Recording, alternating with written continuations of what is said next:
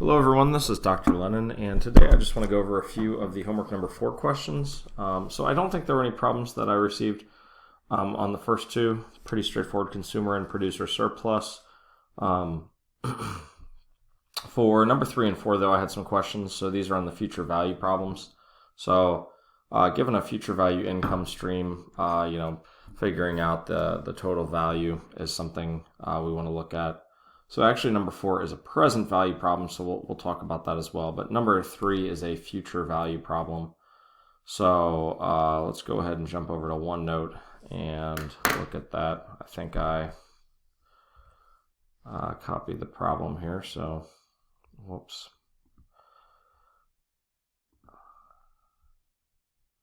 I wanted to remove this hyperlink.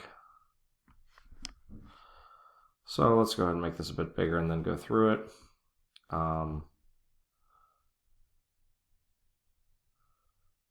So that's probably big enough. All right, so let's first recall from the section the future value formula. So the future value here is given by e to the RT times the integral from 0 to capital T of f of t times e to the negative RT dt. So this will compute the future value for us, where t is the time invested, capital T is the total time invested, r is the rate it's invested at, and f of t is your income stream. So it's telling us, and that's annual income stream. So the first thing to figure out is what all of these values are. F of t is an annual income stream, so that's going to be the $1,700 per month times 12 months to make that annual. So when you multiply that by 12, you actually get $20,400 annually. So that's what we're going to use for F of t. We're invested at 9%, so R is 0.09, and the total time, capital T, is 10 years. So that's basically it for setting up the integral. Then we just have to evaluate it. So we get, if we plug everything in, our future value is going to be, so we're plugging all of this in up here, and our future value should be e to the 0.09 times 10. Then we integrate from 0 to 10 of 20,400 times e to the negative 0.09 t dt. So we can pull the 20,400 in front and multiply the exponent. So we'll end up in front with all of our constants, 20,400 times e to the 0.9.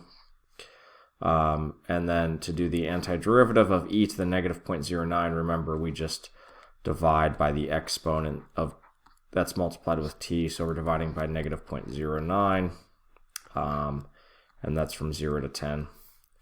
So we're going to end up with our 20,400 e to the 0.9 times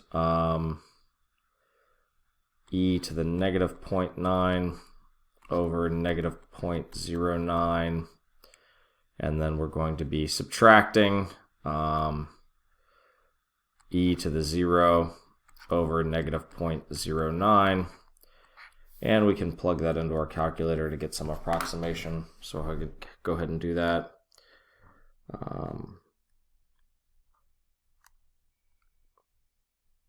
So you want to make sure to utilize all of those parentheses there, otherwise things can get a bit complicated. So I'm typing that in right now as it appears, and we'll see if I do a good job.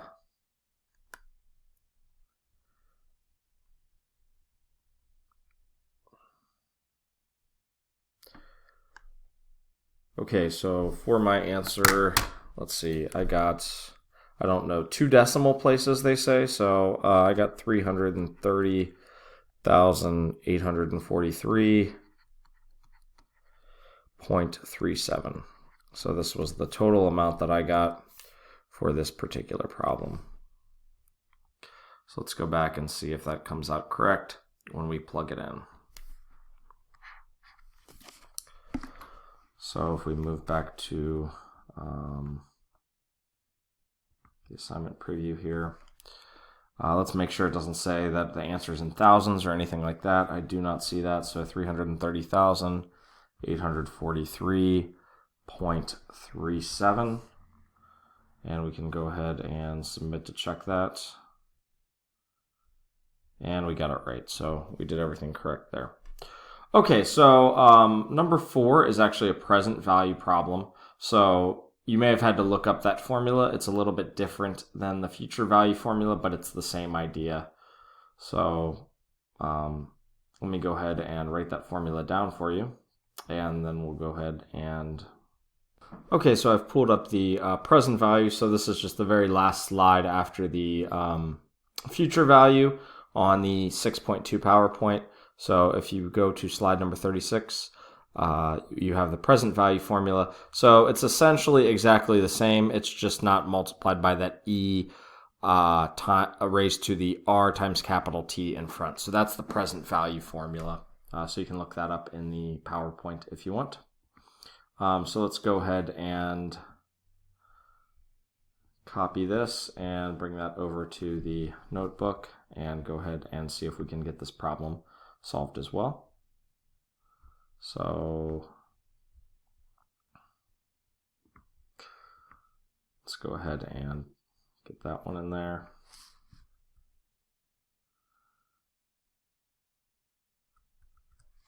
And see what's going on here. Let's make this a bit bigger. Okay, so for this one, so let's again write down the present value formula. So the present value, if you have a bunch of future earnings and you want to see how much that's worth in today's dollars, that's essentially what a present value is doing for you. So our present value formula is just the integral from 0 to t, I believe, of f of t times e to the negative rt dt. So that's what we're using here. Let's double check that I copied that over correctly. Yep, looks good, where everything means the same stuff. So again, we're just looking for f of t, capital T, and the value of r. So we're trying to compare a $3 million lottery, which is either paid in annual installments of $150,000 for 20 years, or the one-time value. So assuming you can earn 8% earnings, let's go ahead and look at that. So in this case, our f of t is just given to us at 150,000. Our capital T, it tells us, is 20 years, the investment time, and the rate we're expecting to get is 0.08. So we want to do the present value computation there and compare that to that lump sum payment of $3 million. So let's go ahead and plug all that information and compute our integral. So the present value here would be the integral from 0 to 20 of this 150,000 times e to the negative 0.08 t dt. And the integration here is going to basically work exactly the same. So we can pull that 150,000 out. And then the antiderivative is going to be e to the negative 0.08 t divided by the negative 0.08. And we're going from 0 to 20. So we just want to plug those two values in, take their difference, and put that into our computer, or into our calculator, to find the numerical value. So we get 150,000 times e to the negative 0.08 times 20 over negative 0.08 minus e to the 0 over the negative 0.08. And again, we want to plug this into our calculator, and it tells us we can round to 2 decimal places. So let's go ahead and do that.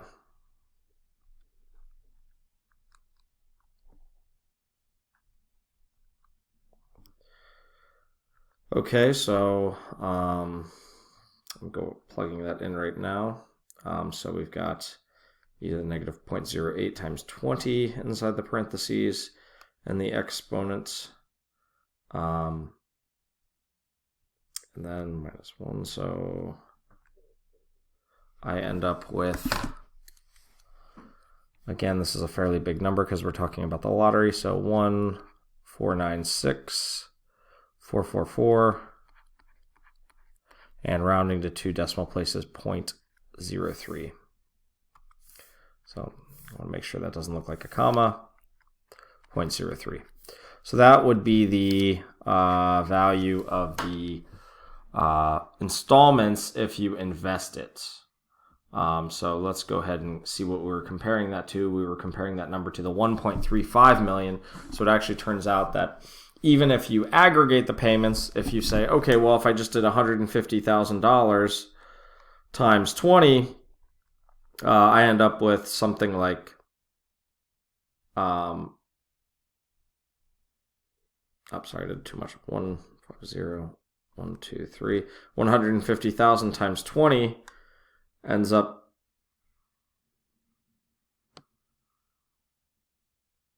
hold on. Something's funny here. So we're comparing this 1.35 million lump sum to the annual installments.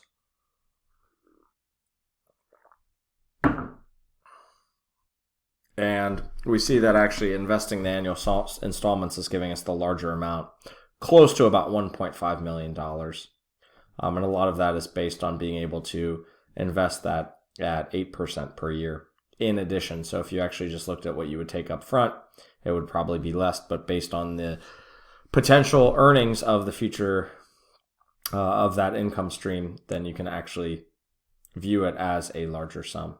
Again, that is based on the hypothesis that you're actually going to get 8% earnings.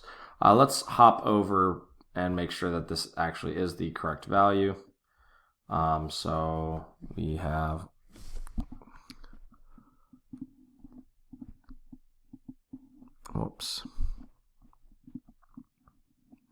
I did something else on my calculator and lost the value. So I remember it was 144. I wrote it down over here. So 149644403. 149644403. And we say no, he should not choose the one-time payment because he makes more investing the installments. So there we go. The present value of the installments is actually worth more. So there you go. Okay, let's go ahead and look at some of these differential equations as well. One of the different things about them is that you will have to probably solve for y explicitly. So let's just go ahead and do, I don't know, let's go through 7, 8, 9 and see how those work, see how we do there. So x plus 2 over y minus 2, that's pretty easy to remember. So for number 7 here, let's say solve dx or dy dx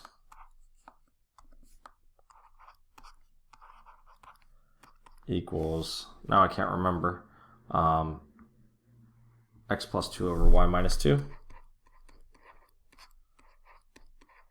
So we have, if we separate, we end up with y minus 2 times dy, and that will equal x plus 2 times dx, just essentially cross multiplying. And then we want to integrate, so we end up with y squared over 2 minus 2y equals x squared over 2 plus 2x plus some constant. Now there's not really a good way to solve for y here, so I wonder if they just take the value of the curve as is. Let's go ahead and check that. It doesn't say in particular that you need to solve for anything like that, so let's go ahead. I just want to check this. Y squared over 2 minus 2y, if this equals x squared over 2 plus 2x plus our constant. Looks like a capital C to me. Let's go ahead and see if that checks out. And it does. So you don't need to actually solve for solve for y explicitly. Okay, so let's go ahead and go through 8 as well. So we want the equation of the curve that passes through 0, 1, and whose slope at xy is 17xy. Excuse me. So let's go ahead and look at this. So find the curve that passes through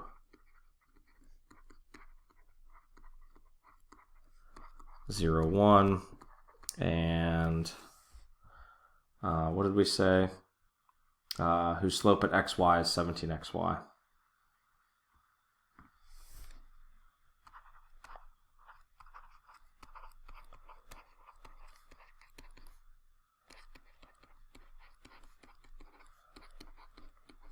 So they use some wording here, but really this is just telling you the differential equation, right? Because if you know the value of the slope, so we know this is basically an initial value problem, right? This is an IVP where we know that dy dx, the slope value is the 17xy, and we also know that y of 0 equals 1. So in other words, they've just kind of worded this a little bit differently from, if they just say it's an IVP with this differential equation and this initial condition, but we've now rephrased it in that format, so we can go ahead and solve it as such.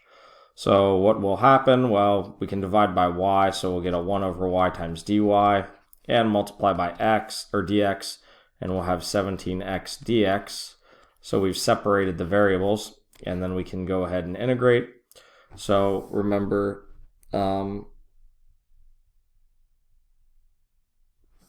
the antiderivative of 1 over y should be the natural log of the absolute value of y, and then here we should get 17x squared over 2 plus some constant value.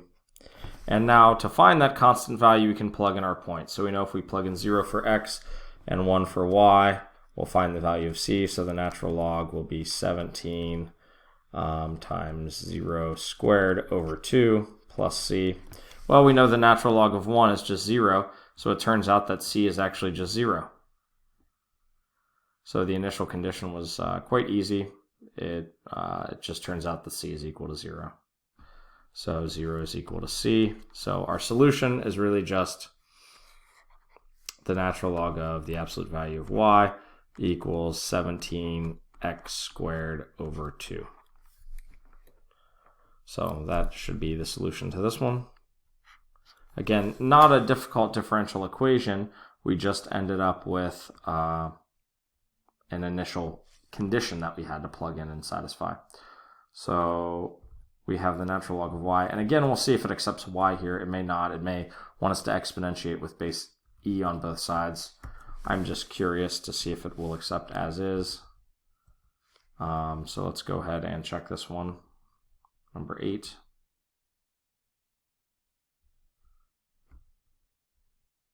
And it did not accept that.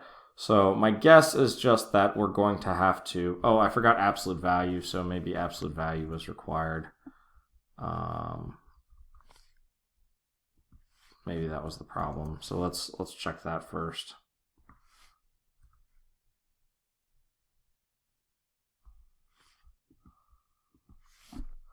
Sorry, I'm getting a little bit funny here. So natural log, absolute value, y.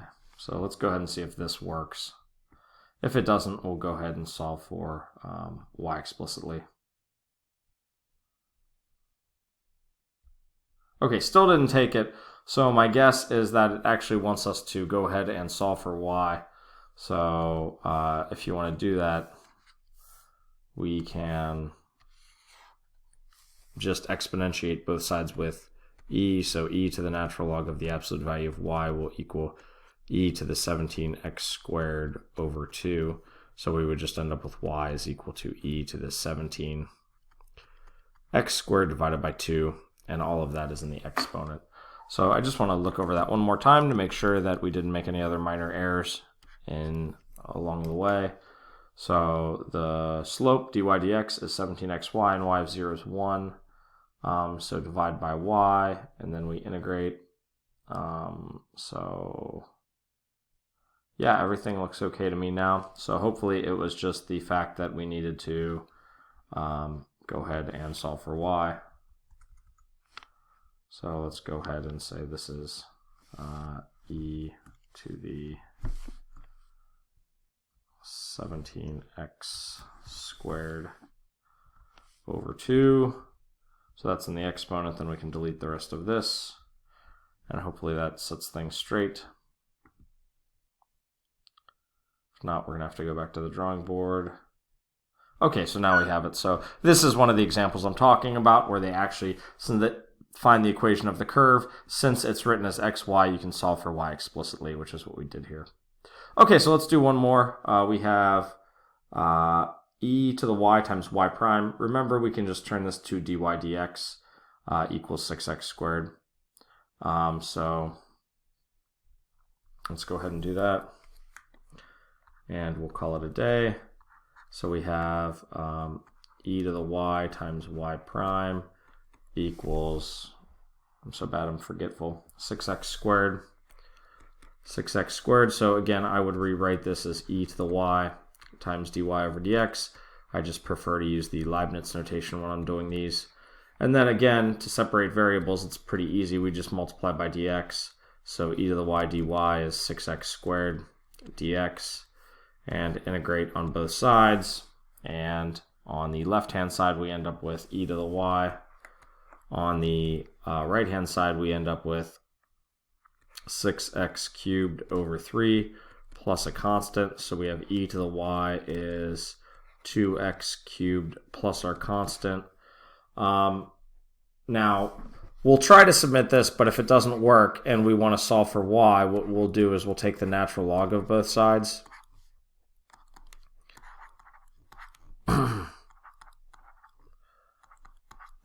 And then so on the left-hand side, we'll now have y. And then on the right-hand side,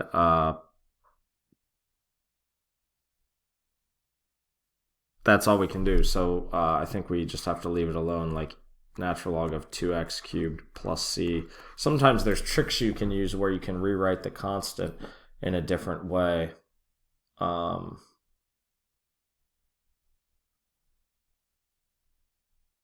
But I don't believe that's the case here, because the typical rule for natural logs, putting them together, is if you have the natural log of a plus the natural log of b, you can rewrite this as the natural log of ab, something like that. But that's not going to work here because we have the 2x plus c, 2x cubed plus c inside the parentheses, whereas the plus has to be between two natural logs that have the same base. So we can't rewrite that here. So I'm not exactly sure which form they're going to want, but we'll go ahead and try out first this e to the y equals 2x cubed plus c, and if they don't take it, we'll use this alternative format where we've solved for y. Okay, so we had e to the y is equal to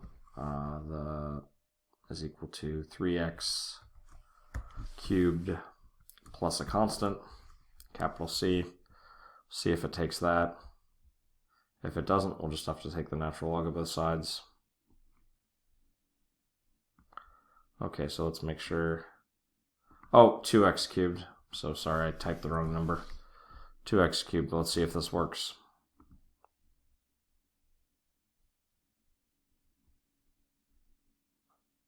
Okay, it didn't take that.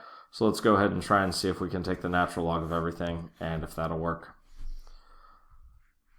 So if we take the natural log of everybody, does that seem to be better?